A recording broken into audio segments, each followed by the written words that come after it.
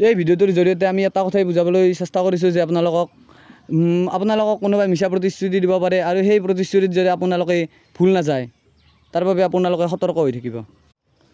সমাজত এনেধৰণৰ দালাল বহুতো ঘূৰি আছে যিয়ে আপোনাৰ পৰা টকা ঘটিবহে বিচাৰি থাকে। তেনেধৰণৰ দালালবোৰৰ পৰা আপোনালোকে আঁতৰত থাকক। এই কৰোণাৰ দিনত যাতে বাহিৰলৈ ওলাই নাযায়, ঘৰত থাকক, সুস্থ থাকক।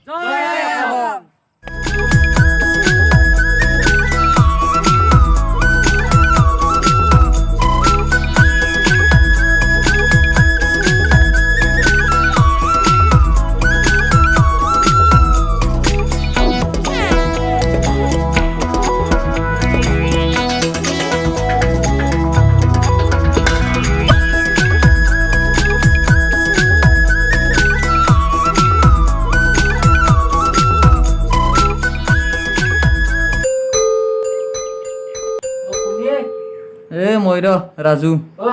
দৰ্জা খোলা আছে। দে যাং ৰ। আৰে ভাই কি কৰিছে? ভাবত বিপদ হৈছে। তো এটা কথা ভাবিছো। কি কথা? তোৰ কলেজ পঢ়া চব বৰবাদ ঠিক হ'ল। এতিয়া কৰোণা মহামাৰীৰ লকডাউন চাৰিওফালে। কি হ'ল?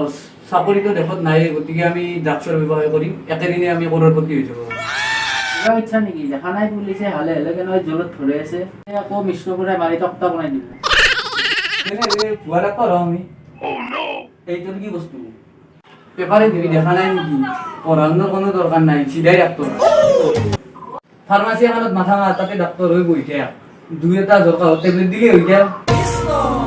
কৰিব নোৱাৰে, বেলেগ কাম ভাব, কিবা আছে যদি। এটা ভাল পাই পাইছিলো আৰু। কি উপায়? দালাল, ৰাজনীতিৰ দালাল।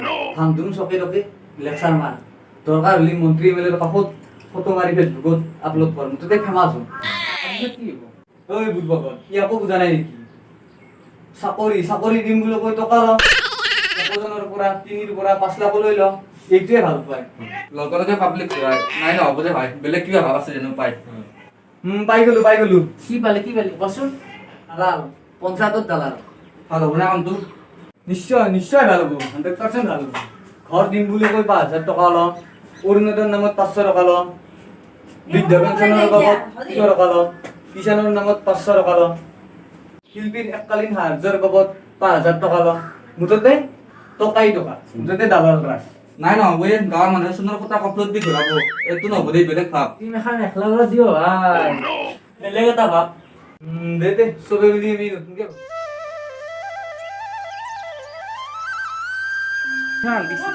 যেতে আছে না নেতে আছিলো। কেনে? কাম দেন কাম খারাপ আছে এটা কাম করতে লাগছে জন আজ ওটা আমি সাহায্য কাম করে দিই। চল।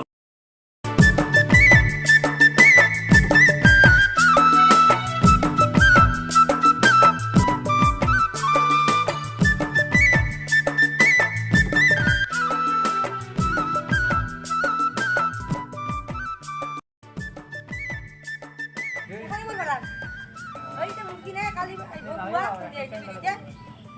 আর ভালো